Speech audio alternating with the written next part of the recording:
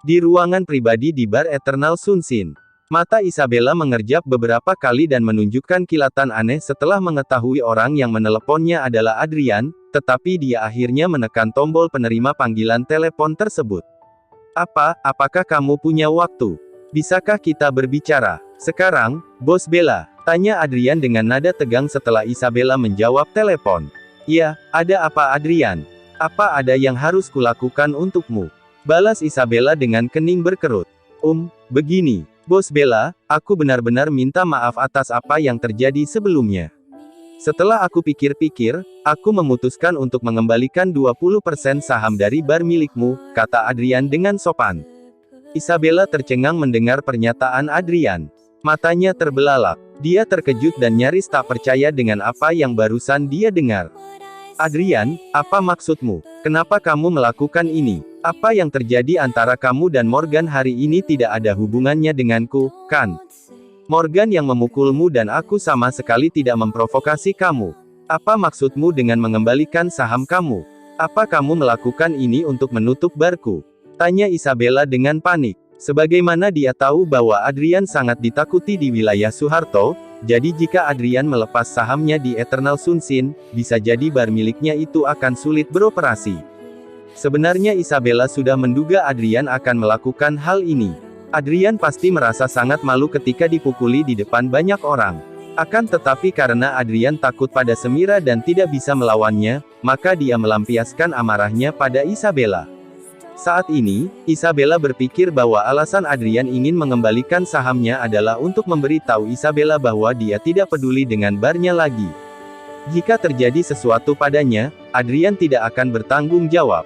Karena itulah Isabella langsung menoleh dan menatap Semira setelah melihat Adrian menelepon. Ekspresi wajah Adrian berubah seketika setelah mendengar kata-kata Isabella. Bukan begitu, Bos Bella, jangan salah paham. Aku tidak akan melepaskan tanggung jawabku pada barmu. Jika sesuatu terjadi pada barmu nanti, aku pasti akan mengurusnya. Dan mulai besok, aku secara pribadi akan datang dan mengawasi Eternal Sunshine, tetapi aku tidak menginginkan 20% dari saham bar itu, tutur Adrian dengan sopan. Maksudmu jika sesuatu terjadi pada barku, kamu masih akan mengurusnya, tapi kamu tidak menginginkan sahamku? Tanya Isabella dengan ekspresi yang sangat bingung. Di satu sisi dia merasa sedikit tenang, tetapi di sisi lain dia masih bertanya-tanya kenapa Adrian mau mengembalikan 20% saham miliknya. Ya, benar, itulah maksudku, Bos. Kamu tidak perlu khawatir, aku tetap akan membantu jika ada masalah di Eternal Sunshine nanti, masalah yang terjadi di barmu akan menjadi masalahku juga. Aku bisa menjamin, tidak akan pernah ada orang yang berani membuat masalah di barmu nanti, kata Adrian sambil tersenyum. Adrian, apa maksudmu? Isabella bingung karena dia tidak mengerti mengapa Adrian melakukan hal itu. Bukankah dia seharusnya marah padanya, dan bahkan menutup barnya karena telah dipermalukan di depan begitu banyak orang tadi oleh Morgan, pegawainya. Bos Bella, maksudku aku nanti akan tetap membantumu.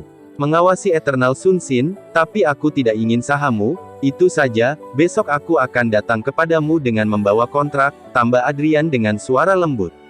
Adrian. Isabella tertegun, sejenak dia menghentikan kalimatnya. Dia baru menyadari sekarang bahwa Adrian akan membantu pekerjaannya secara gratis, bagaimana mungkin? Siapa yang tidak tahu betapa bajingannya dia di daerah Suharto? Adrian, kenapa kamu tiba-tiba melakukan ini? Lanjut Isabella dengan nada penasaran. Tidak apa-apa, aku sudah memikirkannya dengan baik, dan aku sudah mengambil keputusan seperti itu, memangnya kenapa? Jawab Adrian sambil tersenyum. Baiklah, Bos Bella, kalau begitu besok kita lanjutkan pembicaraan kita ini, lanjut Adrian, lalu langsung menutup telepon.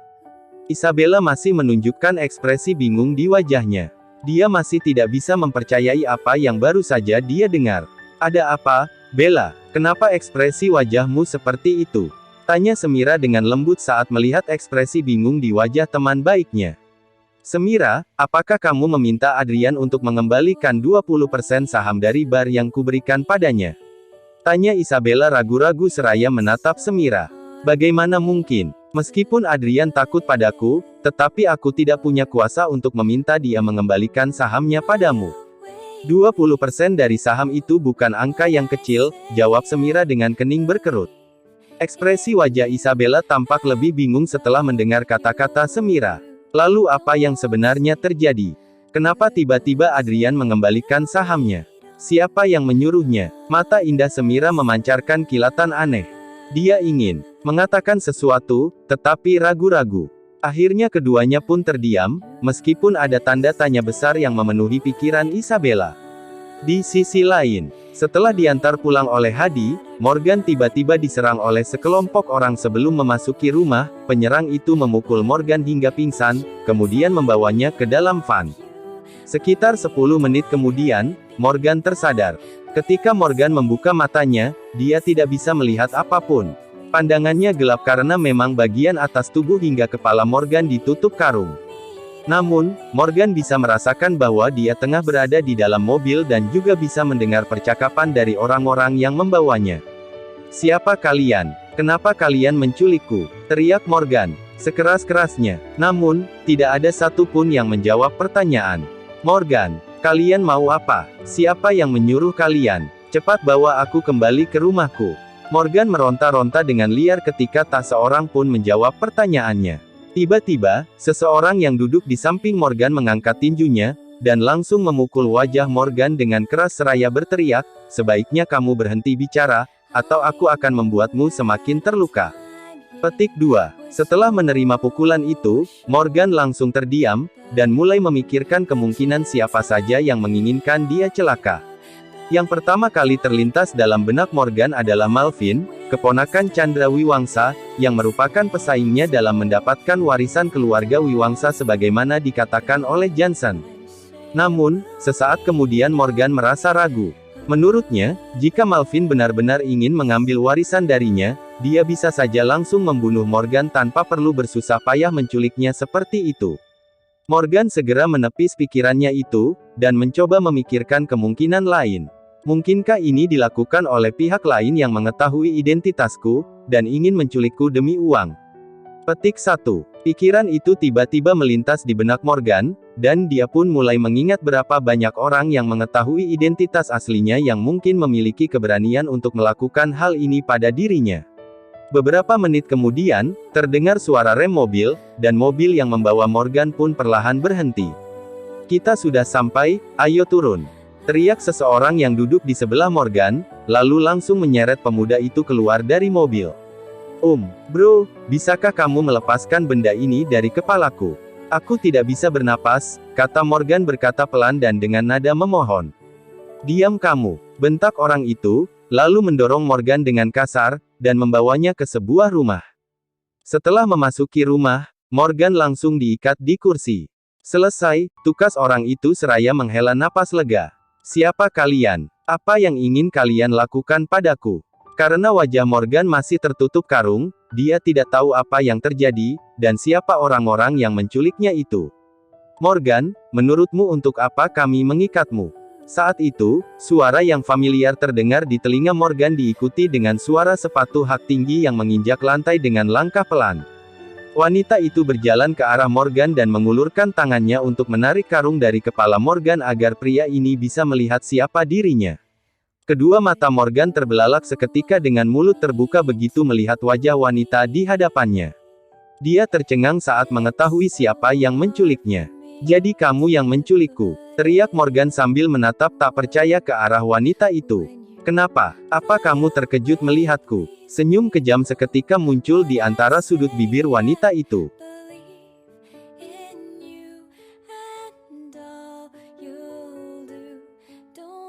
Di sebuah ruangan, seketika Morgan terbelalak saat karung penutup kepalanya dibuka, dan dia bisa melihat dengan jelas siapa saja yang berdiri di hadapannya.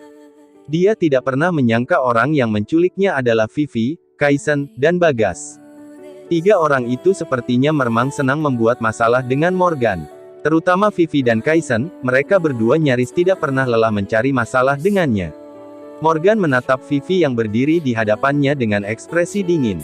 Dia benar-benar tidak mengerti apa yang ingin dilakukan Vivi, dan apa alasan wanita T ini menculik dirinya ke tempat ini. Mungkinkah Vivi dan Kaisen sudah tahu identitasku? Tapi dari mana mereka tahu? Bukankah tadi mereka tidak jadi bertemu Hadi karena Bu Semira menyelamatkanku? Gumam Morgan dalam hati. Bagaimana? Apa yang kamu rasakan sekarang, Morgan? Apa kamu merasa sangat takut hingga rasanya seperti ingin kencing di celana? Cibir Vivi dengan nada menghina sambil melihat ke arah celana Morgan. Vivi, apa kamu gila? Apa kamu tidak tahu N itu melanggar hukum? Apa yang akan kamu lakukan? Teriak Morgan seraya menatap Vivi dengan tatapan sebal. Tentu saja aku tahu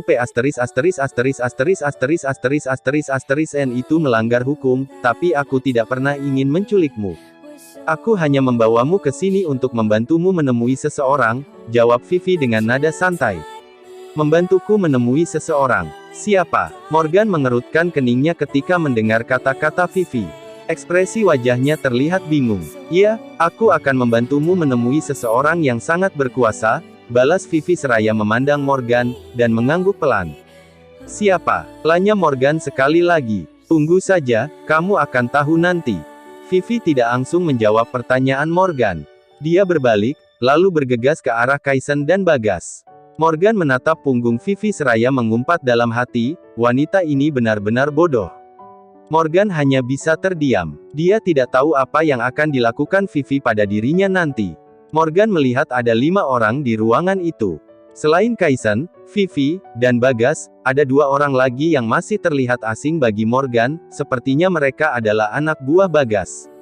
Bagas, apa kamu yakin tidak akan ada masalah jika kita mengikat anak ini di sini? Kudengar anak ini sepertinya mengenal orang yang sangat kuat. Bukankah tadi dia bahkan menghajar Adrian dan Hendra di bar Eternal Sunsin? Tanya salah satu anak buah Bagas. Ya, Bagas. Walaupun kita bukan orang baik, tetapi baru pertama kali ini kita menculik. Bagaimana kalau anak ini memanggil polisi?